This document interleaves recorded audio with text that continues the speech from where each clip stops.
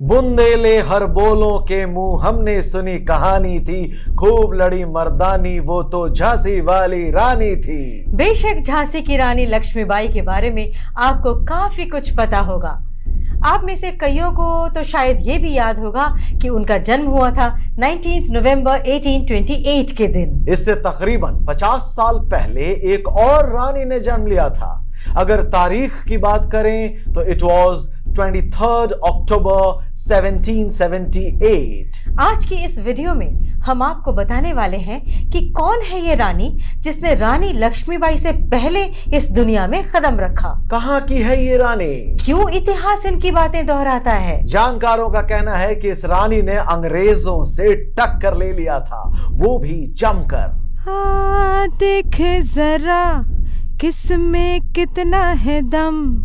अगर अभी तक आपने जियो भारत को सब्सक्राइब नहीं किया है तो फटाफट कर लें। सबसे पहले हम आपको ये बताए देते हैं कि हम जिस रानी की बात कर रहे हैं उनका जन्म हुआ था ककाती में। अब आप कहेंगे कि ये ककाती है कहाँ? बताते हैं। ये कर्नाटक के बेलगावी जिला में एक छोटा सा गांव है। आज हम जिस रानी के बारे में बात कर रहे हैं वो रानी तब बनी थी जब उनकी उम्र थी महज 15 साल। 15 साल की इस लड़की का जन्म हुआ था लिंगायत समुदाय में।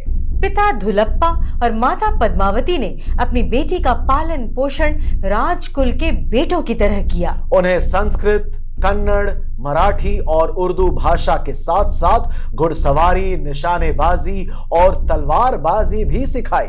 सिर्फ यही नहीं, युद्ध कला की भी शिक्षा दी गई।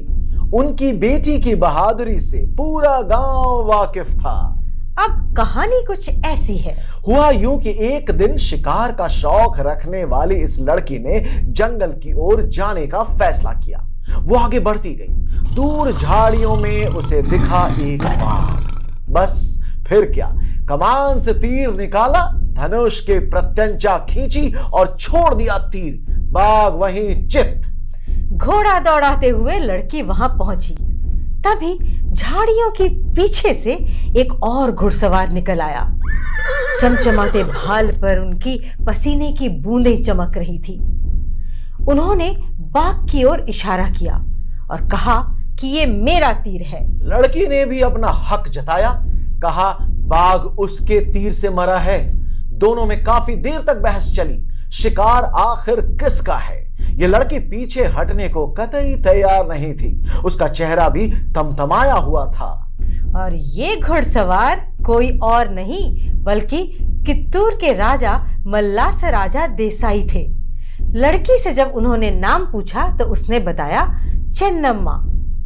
अब मल्लासराजा देसाई उस लड़की की बहादुरी और दृढ़ता पर फिदा हो गए वहीं के वहीं। राजा मल्लासराजा देसाई ने भी आओ देखा न ताओ चन्नमा से कह दिया कि मुझसे शादी करोगी। फिर क्या, बात आगे बढ़ गई, लड़की के घर तक पहुंच गई। चन्नमा के परिवार ने शादी के प्रस्ताव को स्वीकार कर लिया। दोनों की शादी धूमधाम से हुई और चन्नमा बन गई कित्तूर की रानी। उन दोनों को एक बेटा हुआ जिसका नाम रखा गया रुद्रसर्ज। चन्नमा के लिए हर तरफ खुशियां ही खुशियां थी, लेकिन तकदीर ने कुछ और ही लिख रखा था। 1824 में राजा मल्लासराजा देसाई का देहांत हो गया। पीछे रह गई उनकी रानी और एक छोटा सा बेटा। इधर अंग्रेजों की east India company north India में काफी स्ट्रॉन्ग हो चुकी थी। उनकी बुरी नजर कित्तूर की ओर गई। चूंकि रानी चेन्नम्मा का बेटा मौजूद था, इस वजह से अंग्रेजों का डॉक्ट्रिन ऑफ लैप्स कित्तूर में लागू नहीं हो पा रहा था।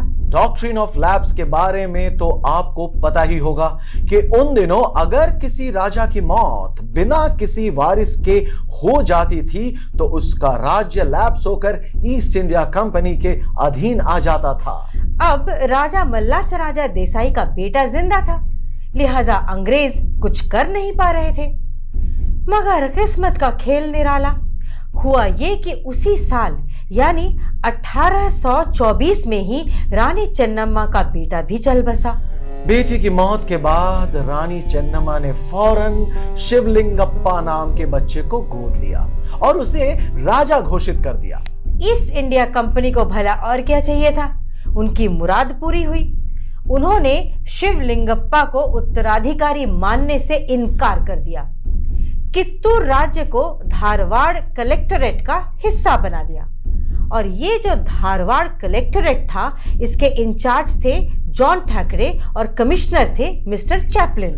दोनों ने कित्तूर को पैगाम भेजा, ईस्ट इंडिया कंपनी की अधीनता स्वीकार कर लो। कित्तूर की रानी चेन्नम्मा ने बॉम्बे प्रेसिडेंसी के lieutenant governor mount Stuart Elphinstone को खत भेजकर इस मामले को सुलझाने की मांग की, लेकिन अंग्रेजों ने रानी की एक नहीं सुनी। उसके बाद जो होना था वही हुआ, यानी जंग की शुरुआत, ईस्ट इंडिया कंपनी और कित्तूर की रानी के बीच टकराव। अक्टूबर 1824 में उनके बीच पहली लड़ाई हुई। अंग्रेजों ने 20,000 से ज्यादा सैनिक और 400 से ज्यादा बंदूकें लेकर कित्तूर पर हमला बोल दिया। जानकारों का कहना है कि किले के फाटक बंद थे।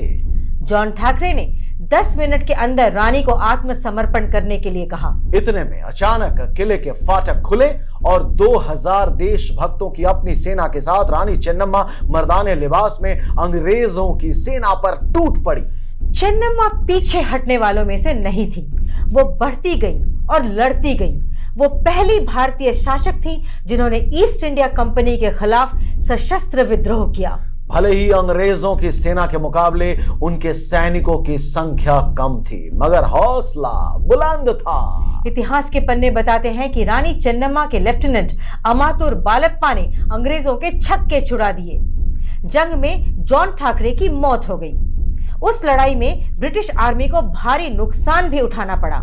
2 British officers sir Walter Elliot और मिस्टर स्टीवेंसन को बंदी बना लिया था रानी चेन्नम्मा की सेना ने। फिर अंग्रेजों ने वादा किया कि अब वो युद्ध नहीं करेंगे, तो रानी चेन्नम्मा ने ब्रिटिश अधिकारियों को रिहा कर दिया। लेकिन अंग्रेजों ने चेन्नम्मा को धोखा दिया और फिर से युद्ध छेड़ दिया। इस दफा कमिश्नर मिस्टर चैपलिन ने पहले से भी ज्यादा सैनिकों के साथ हमला बोला। रानी चेन्नम्मा अपने 2 सहयोगी संगोली रयन्ना और गुरु सिद्धप्पा के साथ मिलकर अंग्रेजों को जोरदार टक्कर देती रही।